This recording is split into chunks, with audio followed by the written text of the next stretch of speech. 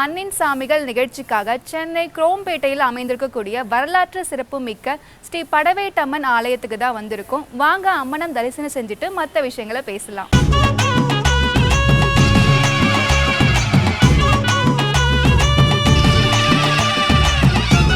ஸ்ரீ படவேட்டம்மன் ஆலயத்துக்கு வந்துட்டோங்க. இங்க அம்மனுக்கான அபிஷேகங்களும் ஆராதனையும் நடக்க இருக்கு. வாங்க அதை பார்த்துட்டு வந்துடலாம்.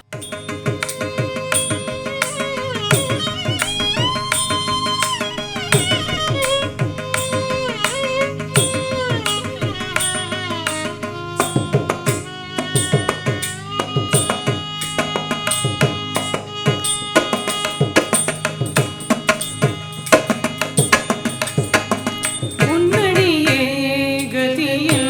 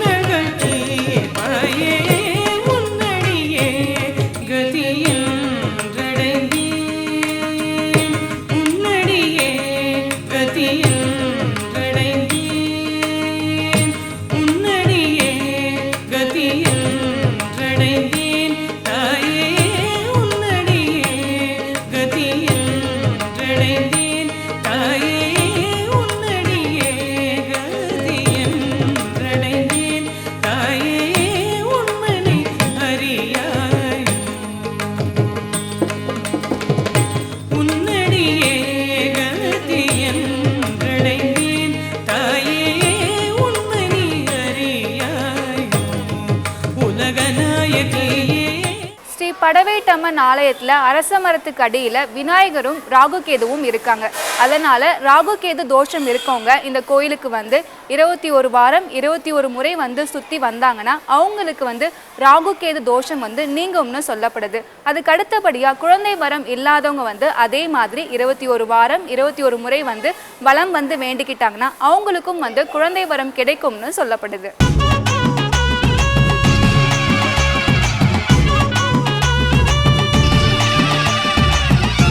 வரலாற்று சிறப்பு மிக்க ஸ்ரீ படவேட்டம்மன் ஆலயத்துக்கு தினந்தோறும் வரக்கூடிய பக்தர்கள் அம்மனை வழிபட்டதால அவங்க வாழ்க்கையில் நிகழ்ந்த அற்புதமான மாற்றத்தை பற்றி அவங்களே சொல்கிறாங்க. வாங்க அது என்னன்னு கேட்டு தெரிஞ்சுக்கலாம். என் பேர் திலகவதிங்க. எனக்கு கல்யாணம் ஆகி ஒரு 30 வருஷம் ஆகுது. எனக்கு எல்லாமே அம்மா தான். அம்மாவை நினச்சிட்டு வந்தால் எந்த காரியமும் நிறைவேறும். அம்மானு வந்தாலே போதும். அந்த அம்மா அவ்வளோ நன்மைகள் செய்வாங்க. இந்த ஊருக்கு எல்லாருக்குமே ஒரு குலதெய்வமாக இருக்குது படவேட்டம்மா ரேணுகா அம்மா தாங்க. என்ன வேண்டுனாலும் நிறைவேறுதுங்க. அந்த அம்மாலாண்ட நம்பி வந்தவங்களுக்கு எதுவுமே வீண் போனதில் எல்லாமே நல்ல காரியம் முடிச்சு கொடுப்பாங்க அம்மா. எங்கள் அம்மா படவேட்ட அம்மாவை பற்றி கேட்குறீங்க. அந்த அம்மாவுடைய சக்தியின் அளவை சொல்கிறதுக்கு எண்ணில்லாத வார்த்தைகள். எங்கள் அம்மா இதுவரையிலும் இந்த கிராம தேவதையாக இருந்து எங்கள் எல்லாரையும் காத்தருள்றாங்க. மழை தண்ணி கஷ்டம்லாம் எங்கள் ஊரில் வந்ததே கிடையாது. அது எல்லாத்துக்கும் எங்கள் அம்மாவுடைய அருள் தான். படவேட்ட அம்மா இன்னிலேருந்து நான் வாக்கப்பட்டு 27 வருஷம் ஆகுது. ஆனால் இந்த ஊர் எனக்கு என் தாய் பிறந்த ஊருன்றதுனால எனக்கு கருத்து தெரிஞ்ச நாள்லேருந்து நான் இந்த அம்மாவை சுற்றிக்கிட்டு இருக்கேன். சமீபத்தில் 2010 என் கணவர் 2 அடுக்கு மாடியில் சென்ட்ரிங் அடிக்கும் போது விழுந்துட்டார். டிஸ்க்கு நவுந்துடுச்சு. அப்போ எல்லா டாக்டரும் கை விரிச்சிட்டாங்க. ஒரு மருத்துவமனை முடியாதுன்னு சொன்னாங்க. ஆனால் என் தாய்கிட்ட தான் நான் முறையிட்டேன். உண்மையாக சொல்கிறேங்க, இன்றைக்கி என் கணவர் நிமிர்ந்து எல்லா விதத்துலேயும் சிறப்பாக இருக்க வச்சுருது என் தாய் தான். எல்லாருமே கைவிடும் நிலையில் என் தாய்கிட்ட தான் நான் வேண்டிண்டேன். நிமிர்ந்து இந்த நெருப்பில் நடந்து வரணும்னு நான் வேண்டிண்டேன். எங்கள் அம்மா எனக்கு நடத்தி கொடுத்தாங்க. இன்றைக்கி என் பிள்ளை என் கணவர் அந்த முடியாத போது சமைச்சு 10 பேருக்கு சமைச்சு போட்டு தான் நான் என் குழந்தைங்களை காப்பாற்றினேன். எத்தனையோ இன்னல்கள், எத்தனையோ அவமானங்கள். ஆனால் எங்கள் அம்மா இன்றைக்கி என்னோடய பையன் இன்ஜினியர், ஒரு ஐடியில் வேலை செய்கிறார். இதற்கும் என் தாய். என் பாப்பா டபுள் டிகிரி, அதுக்கும் எங்கள் அம்மா தான். என் பிள்ளைங்க கேட்பாங்க, எங்கம்மா உன்னை வழி நடத்துகிற தெய்வத்தை பார்க்க போறியா, உன்னை பெத்த தெய்வத்தை பார்க்க போறியான்னு. இன்றைக்கு வரலும் தினமும் காலையிலையாவது மாலையிலையாவது ஒரு நாள் கூட இடைவிடாது எங்கள் அம்மாவை நான் பற்றிக்கிட்டு வரேன். அனைத்து தர மக்களும் ஒற்றுமையாக, திருவிழாவாக இருக்கட்டும், எந்த ஒரு பூஜையாக இருந்தாலும் நாங்கள் சிறப்பாக ஒற்றுமையாக எல்லாரும் கலந்து செய்கிறோம். எங்கள் அம்மாவும் ஒவ்வொரு கோரிக்கையும் எங்களுக்கு ஒவ்வொரு நாளும் நிறைவேற்றி தராங்க. என்னுடைய பேர் ஈஸ்வரி. நான் இந்த ஏரியாவில் 27 வருஷமாக இருக்கேன். கல்யாணம் ஆகி வந்திருக்கேன். என் வாழ்க்கையில் எவ்வளோ பல இன்னல்களை நான் சந்திச்சிருக்கேன். என்னை தலை தூக்குவனான்னு கூட எவ்வளோ பேர் நினச்சிருக்காங்க. அந்த அளவுக்கு நான் கஷ்டத்தை அனுபவிச்சிருக்கேன். என் கணவராலையும் சரி எல்லா விதத்துலேயும் கஷ்டத்தை அனுபவிச்சேன். எல்லாத்துக்கும் இவ காலில் நான் தஞ்சம் அடைஞ்சேன். இன்றைக்கி ஓரளவுக்கு நான் நல்லா இருக்கேன். எனக்கு 2 பசங்க இருக்காங்க. அவங்களோட ஒரு டிகிரி முடிக்கிற அளவுக்கு நான் வழிவகுத்திருக்கேன். எல்லாத்துக்கும் காரணம் என் படவேட்டம்மா தாய் தான் நான் நினச்சிட்டு, அவள் காலையிலேயே இன்னிய வரலாம் செவ்வாய் வெள்ளி சனி 4 கிழமை எல்லா நாளிலையும் அவள் காலில் தான் நான் தஞ்சம் அடைஞ்சிருக்கேன். என் வாழ்க்கைக்கு ஒரு வழிகாட்டினையாக இருந்தது படவேட்டம்மா தாய் தான். அவள் அருளால் தான் நான் இன்றைக்கி நல்ல அருளாக இருக்கேன். எனக்கு இந்த அளவுக்கு நான் வாழ்கிறேன். படவேட்டம்மா தாய் தான் எனக்கு துணையாக இருக்கும். என் பெயர் பங்கஜம். நான் இந்த ஊர் கோயிலுக்கு 40 வருஷமாக தெரியும். நாங்கள் ஒரு நாளும் இந்த சாமியை மறக்க மாட்டோம். ஏன்னா எங்கள் வீட்டுக்காரர் 2008 இறந்துட்டார். இறந்து பிள்ளைக்கும் பொண்ணுக்கும் கல்யாணம் பண்ணணும். நடுக்கடலில் இருக்கிற மாதிரி ஒரு நிலைமையாயிடுச்சு. ஆனாலும் இந்த தெய்வத்தை சுற்று எல்லாம் சரியாக போயிடும், கூழ் ஊற்று அப்படின்னாங்க. அதனால சரின்னு சொல்லிட்டு தெரிஞ்சவங்க சொல்லி அதுலேருந்து எடுத்து ஊற்ற ஆரம்பித்தேன். நான் நல்லா தான் இருந்தேன். அப்புறம் பிள்ளைக்கு வரன் வந்தது, நல்லபடியாக கல்யாணம் பண்ணோம். பொண்ணுக்கும் நல்லபடியாக கல்யாணம் பண்ணோம். குழந்தை பாக்கியத்தோடு எல்லாம் நல்லா இருக்கிறாங்க. நானும் நல்லா இருக்கேன். வணக்கம், என்னுடைய பேர் சுகுமாரன். கிராம தேவதையான படவேட்டம்மானது நான் கிட்டத்தட்ட ஒரு 15 வருஷமாக தினமும் வந்துட்டு போயிட்டு இருக்கேன். கேட்டதை நிறைவேற்றி கொடுக்குற அம்மன் இது. இங்கே வந்து எல்லா பரிகாரத்துக்கும் தேவையான தெய்வங்களும் இருக்காங்க.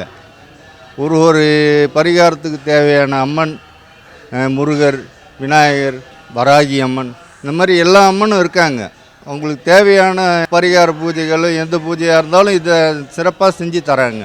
இது செஞ்சு தரதுனால மன திருப்தியாகவும் இருக்குது. நல்லா செஞ்சு நிறைவேற்றி கொடுக்குற அம்மன். என் பேர் திரிபுர சுந்தரி. நான் இங்கே கடந்த ஒரு வருடமாக வந்துட்டுருக்கேன். இங்கே நிகழ்ச்சியெல்லாம் சிறப்பாக அம்சமாக அழகாக நடக்குது.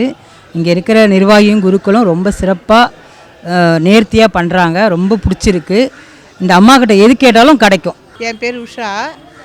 நாங்கள் இதே பிறந்தது, இதே வளர்ந்தது. அம்மா இதே ஊரில் தான் இருக்கிறா. எல்லா மக்களையும் எல்லாரையும் காப்பாற்றுறா. எந்த குறையும் கிடையாது. எதை நினச்சி வந்தாலும் அம்மாவை பற்றி எந்த குறையும் இல்லை. எல்லா வேண்டுதலையும் அம்மா நிறைவேற்றிடுவா. எல்லா அலங்கார பூஜையும் நல்லா நடக்கும். எல்லா ஜனங்க விரும்பி அம்மாவை பார்க்க வராங்க. என் பேர் சுந்தரி. நான் வந்து இந்த ஏரியாவிலேருந்து தான் வரேன். எங்கள் வீட்டில் நடந்த ஒரு உண்மையான சம்பவத்தை பற்றி சொல்கிறேன். என் அக்காவுக்கு 8 வருஷமாக குழந்தை இல்லாமல் இருந்துச்சு. இங்கே வந்து ஆடிப்புறத்தில் வந்து வளைகாப்பு விட்டு பெண் குழந்தை இந்த அம்மன் தான் கொடுத்துச்சு. அவள் இப்போ வந்து 5வது படிச்சிட்டு இருக்கிறா. இங்கே வர்றதுனால எல்லா விஷயங்களும் நல்லதே தான் அம்மா செஞ்சிட்டு இருக்கிறா. இப்பயும் எனக்கு எல்லாமே அந்த அம்மன் தான் செஞ்சிட்ருக்கா. எல்லாருடைய குறைகளையும் நிவர்த்தி பண்ணி இந்த அம்பாள் வந்து இந்த ஊரையும் இந்த மக்களையும் வந்து நல்லா செழிப்பாக வச்சுருக்காங்க. நான்லாம் பார்த்திங்கன்னா ஒன்றுமே இல்லாத இருந்தேன் வாழ்க்கையில். 1999 நினைக்கிறேன். அப்போலாம் என்னுடைய உயிரே போகிற நிலமையில் ஆயிடுச்சு. டாக்டர் வந்து என்ன எதுவுமே முடியாதுன்னு சொல்லி அமுச்சிட்டாங்க. அந்த காலகட்டத்தில் இந்த அம்பாலும் இந்த கோயிலில் ஐயப்ப பூஜை ரொம்ப விசேஷமாக நடக்கும். திருவிழா மாதிரியே ஒரு நல்ல ஒரு இதுவாக நடக்கும். இந்த கடவுள் தான் எனக்கு இந்த உயிரையே கொடுத்தாங்க. இல்லைன்னா நான் இறந்து போயிருந்தேன்னா கிட்டத்தட்ட ஒரு 25 வருஷத்துக்கு மேலே ஆயிருக்கும். இந்த அம்பாள் போட்ட இந்த உயிர் தான் இன்றைக்கி வந்து ஓடி ஆடி வேலை பார்த்துக்கிட்டு இருக்குது. இந்த அம்பாளுக்காக சேவை செய்ய எனக்கு இன்னும் வந்து இந்த அம்பாள் வந்து நல்ல ஆரோக்கியத்தையும் இந்த பாக்கியத்தையும் கொடுக்கணும். இந்த மக்களுக்கும் நல்ல ஒரு ஆரோக்கியத்தையும் நல்ல ஒரு செல்வமும் கொடுக்கணுன்று இறைவன்கிட்ட நான் பிரார்த்திக்கிறேன் சார். என்னுடைய பேர் வந்து ரேணுகிருஷ்ணன். இந்த ஊர் கிராம தலைவராக இருக்கேன். இந்த அம்மாவுக்கு ஒரு சிறப்பு என்னன்னா, நாங்கள் எங்கேயுமே இந்த கோயிலை விட்டால் எங்கேயுமே இந்த சூனிய மந்திரம்லாம் எங்களுக்கு கிடையாது. ஏன்னா எல்லாமே இவங்க பார்த்துக்கிறாங்க. அவ்வளோ சக்தி. எனக்கு வந்து அதை வேப்பில் அடித்து என்னை மந்திரிச்சு விட்டாங்க. இந்த வேப்பில் அடித்து விட்டு நான் இருக்கிறேன்டான்ட்டாங்க. அப்போது எனக்கு அவங்க ஒரு கையிலேருந்து இதை புடுங்கின மாதிரி இருந்து ஒரு 4 இன்ச் ஆணி கொண்டையை நம்ம பம்பூரத்தில் மேலே அடிக்கிறோம் இல்லையா, அதுபோல் 2 முட்டிலையும் கையிலையும் புடுங்கின மாதிரி இருந்தது. அப்புறம் அதுலேருந்து அப்புறம் வந்து 30 வருஷம் வரைக்கும் யாருமே ஒரு ஊசி கூட எனக்கு போடல. எந்த டாக்டர் நான் போகல. அவ்வளோ நோய் நொடியே கிடையாது 30 ஆண்டு காலம். இப்போ தான் 30 வருஷத்துக்கு அப்புறம் தான் இப்போ தான் நோய் நொடி வந்தது. இப்போ அதெல்லாம் நல்லா ஆகிட்டேன். மாதம் பௌர்ணமி அமாவாசைக்கு நடக்குது.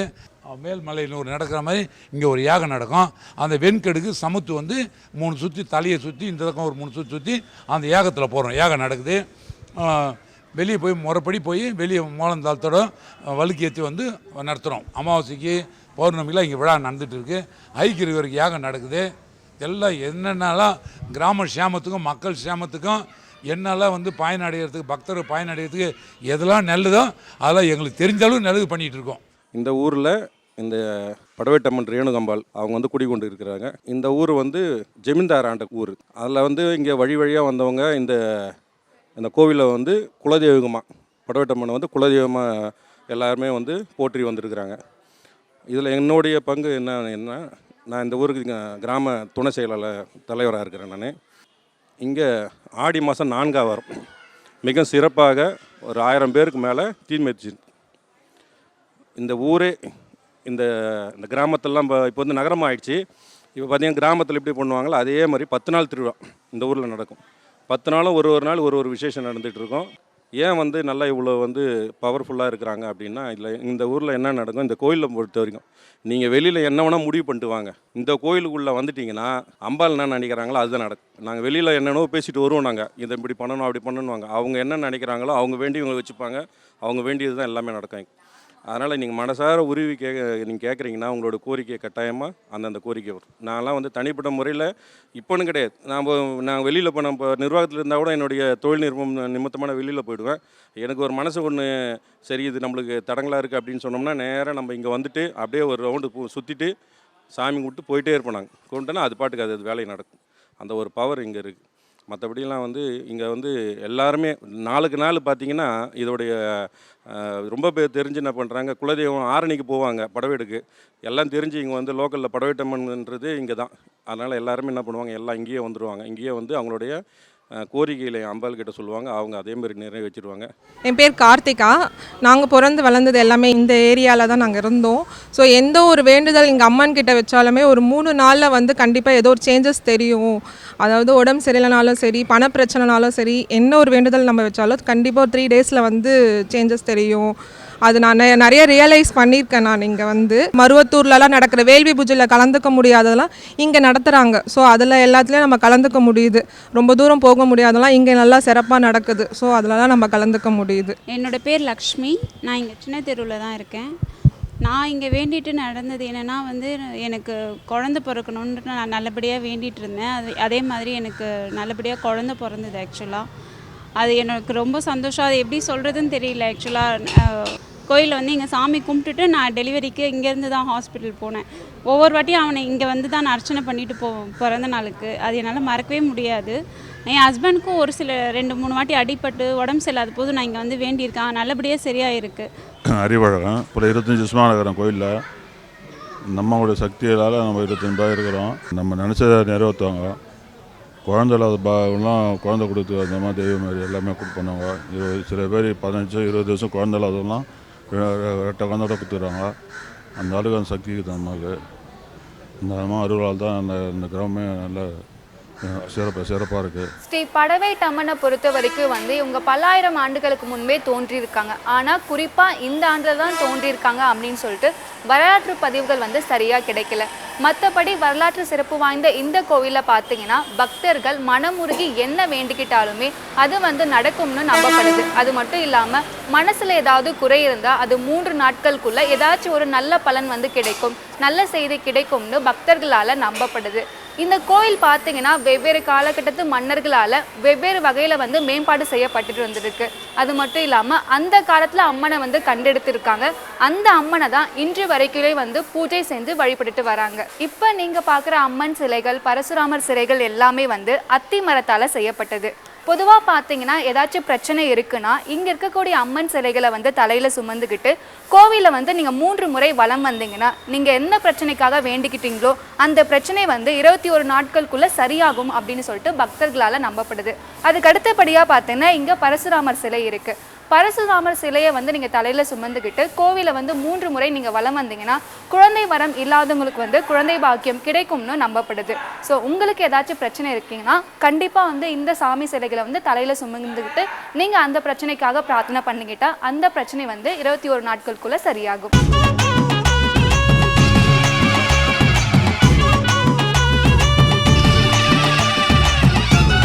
ஸ்ரீ படவேட்டம்மன் ஆலயத்துடைய குருக்கள் அவர்கள் கோவிலுடைய தல வரலாறு பற்றி விளக்கமாக சொல்கிறாங்க. வாங்க அதை என்னன்னு கேட்டு தெரிஞ்சுக்கலாம். ஸ்ரீ மாத்ரே நமஹ. என் பேர் அஸ்வின் குமார். நம்ம இருக்கிற ஸ்தலம் வந்து ஸ்ரீ படவேட்டம்மன் ஆலயம், ஜமீன்ராயப்பேட்டை, குரோம்பேட்டை. நம்ம ஊருக்கு எதுக்காக ஜமீன்ராயப்பேட்டை அப்படின்னு பேர் வந்ததுன்னா இது வந்து ஜமீன்தார் ஆண்ட கிராமம் இது. அதனால் ஜமீன்ராயப்பேட்டை அப்படிங்கிற கிராமத்தில் இந்த ஸ்தலம் பேர் வந்து ஸ்ரீ படவேட்டம்மன் ஆலயம். படவேட்டம்மன் ஆலயம் வந்து நிறைய பேர் கேள்விப்பட்டிருப்பீங்க. நம்ம ஆரணி பக்கத்தில் படவேடுன்னு சொல்லிட்டு ஒரு ஊர் இருக்குது. அங்கே வந்து ரேணுகாம்பாள் ஸ்தலம்னு ஒன்று இருக்குது. அந்த ரேணுகாம்பாள் கதையும் நிறைய பேருக்கு தெரிஞ்சிருக்கும். மாரி அவதாரத்தில் பிரதானம் வந்து ரேணுகாம்பாள் தான். ஸோ அங்கே எப்படி இருக்கோ அதே மாதிரி தான் இங்கே நம்ம ஸ்தலத்துலேயும் வழிபாடு எல்லாமே நம்ம கோயிலையும் அதே மாதிரி தான். அங்கேயும் கீழே பார்த்தீங்கன்னா 2 சிரசு இருக்கும்.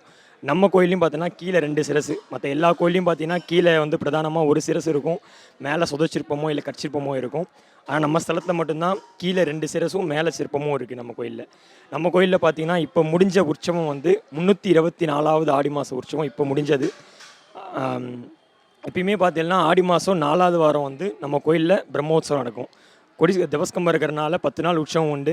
முதல் 5 நாள் சுவாமி உள்ள பிரகாரம் சுற்றுவா, கடைசி 5 நாள் சுவாமி வெளியே சுற்றுவா. 4வது வாரம் புதன்கிழமை சாயங்காலம் பார்த்தீங்கன்னா அம்பாள் வர்ணிச்சு காப்பு கட்டுறது எல்லாமே உண்டு. 4வது வாரம் ஞாயிற்றுக்கிழமை அன்னைக்கு அக்னி மூட்டி தீ மிதிக்கிற பழக்கம் உண்டு. நம்ம ஸ்தலத்தில் பார்த்தீங்கன்னா தீ மிதிக்கிறதுக்கு முன்னாடி அங்கே இருக்க அக்னி எடுத்துகிட்டு வந்து அம்பாலோட மடியில் சாத்திட்டு அதுக்கப்புறமா தான் பக்தர்கள் எல்லாருமே வந்து அந்த அக்னியில் இறங்கி முடிச்சிட்டு வருவோம். அதே மாதிரி லாஸ்ட் ஒரு 2 வருஷமாக வந்து என்ன பண்ணுறோன்னா அழகு பானையில் வந்து கத்தி நிப்பாட்டுற பழக்கம் உண்டு நம்ம கோயிலில். அதாவது அன்றைக்கி 4வது வாரம் ஞாயிற்றுக்கிழமை அன்னைக்கு காலையில் அழகு பானையில் விளிம்பில் வந்து கத்தி நிப்பாட்டுவோம். வந்து நிப்பாட்டினதுக்கப்புறமா அன்றைக்கி ஒரு நாள் ஃபுல்லாக அந்த விளிம்பில் அந்த கத்தி அப்படியே தான் நிற்கும். கர்ப்பகிரகத்துக்குள்ளே வச்சுருப்போம். அது அன்றைக்கி ஒரு நாள் ஃபுல்லாக அம்பாள் வந்து தபஸில் இருப்பா. அதில் எல்லா பக்தர்களும் வந்து அக்னியில் இறங்கி முடிச்சதுக்கப்புறமா அன்றைக்கி நைட்டு கடைசியாக வந்து அம்பாள்கிட்ட உத்தரவு கேட்டு அதுக்கப்புறமா தான் அந்த கத்தியை வந்து நம்ம பானையிலேருந்து எடுக்கிறது. அதே மாதிரி அன்றைக்கி காலையில் எல்லாருமே பார்த்திங்கன்னா நம்ம ஸ்தலத்துக்கு 7 எல்லை இருக்குது. இங்கே அந்த 7 எல்லைக்கும் யார் யாரெல்லாம் அக்னியில் இறங்குறாங்களோ எல்லாருமே 7 எல்லைக்கு போயிட்டு அங்கே உத்தரவு வாங்கிட்டு அப்புறம் தான் அக்னியில் இறங்குவாங்க. அந்த 7 எல்லைக்கான எல்லாமே வந்து இங்கேருந்து தான் போகும் நமக்கு.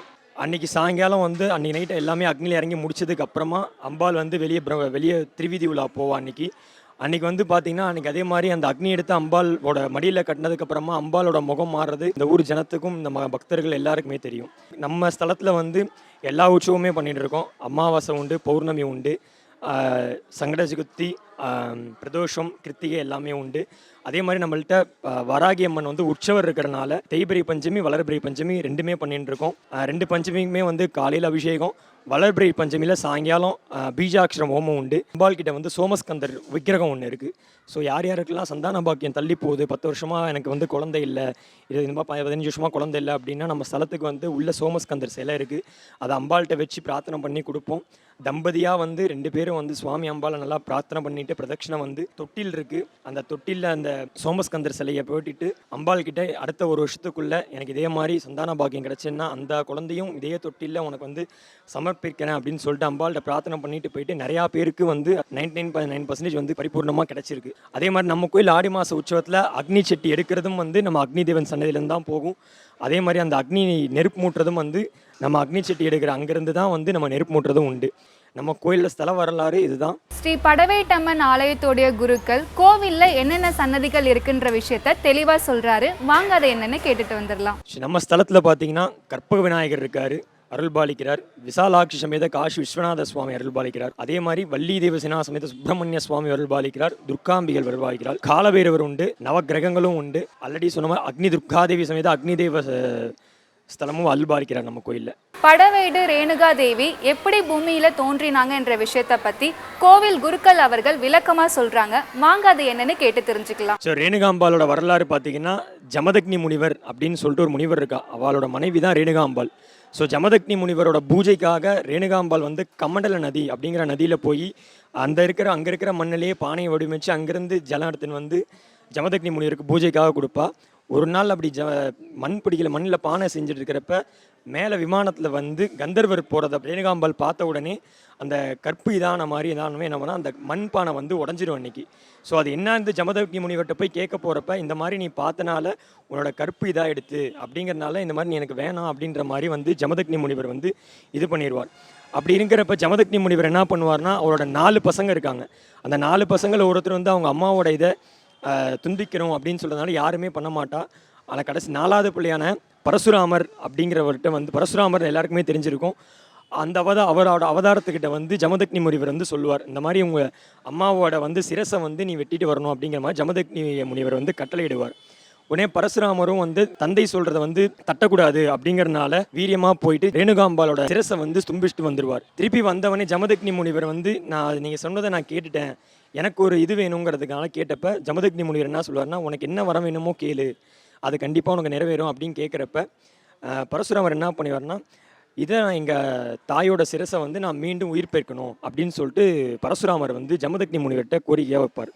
ஸோ அது நீ கமண்டல நதியிலேருந்து அந்த நதியில் இருக்கிற ஜலத்தை வந்து திருப்பி புரோக்ஷனம் பண்ணிவிட்டு 2 சிரசையும் உடலையும் இது பண்ணனா திருப்பி உங்கள் அம்மா உயிர் பெற்றுவா அப்படின்னு சொல்லிட்டு வந்து ஜமதக்னி முனிவர் வந்து அருள்பாலிப்பார். ஸோ அதே மாதிரி எடுத்து போக்குறப்ப என்ன பண்ணால் ரேணுகாம்பாலை தும்பிக்க போகிறப்ப என்ன ஆகும்னா பரசுராமரை கூட ஒரு பெண்மணி வந்து தடுக்க வருவா. இவர் என்ன பண்ணிடுவார், கோவத்தில் வந்து 2 பேரோட சிரசுமே வந்து வெட்டிடுவார்.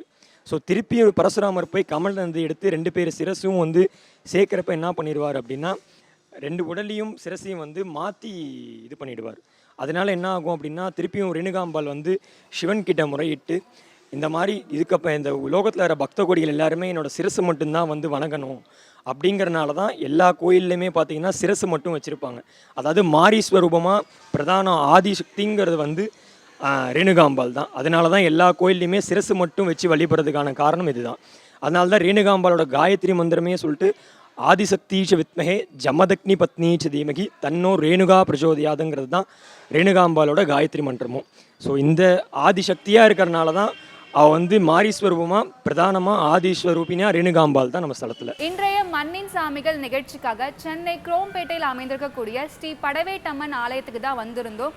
வந்ததுமே அம்மனை வந்து தரிசித்து பார்த்தோம். அதுக்கப்புறம் கோயிலுக்கு வரக்கூடிய பக்தர்கள் அவங்க வாழ்க்கையில் நடந்த அற்புதமான மாற்றத்தை பற்றி சொன்னாங்க. அதையும் கேட்டு தெரிஞ்சுக்கிட்டோம். அதுக்கப்புறமா கோயிலுடைய குருக்கள் அவர்கள் கோயிலுடைய வரலாறு பற்றியும் அம்மனுடைய வரலாறு பற்றியும் சிறப்பாக விளக்கமாக சொன்னாங்க. அதையும் நாம் கேட்டு தெரிஞ்சுக்கிட்டோம். உங்களுக்கும் உங்கள் வாழ்க்கையில் ஏதாச்சும் கவலைகள் கஷ்டங்கள் இருந்துச்சுன்னா ஸ்ரீ படவேட்டம்மனை வந்து வேண்டிக்கோங்க. உங்கள் வாழ்க்கையிலும் அற்புதமான மாற்றம் வந்து நிகழும். இந்த நிகழ்ச்சி உங்களுக்கு பிடித்திருக்கும் என நம்புகிறேன். இது போன்ற மற்றும் ஒரு நிகழ்ச்சியில் உங்களை சந்திக்கிறேன். நன்றி, வணக்கம்.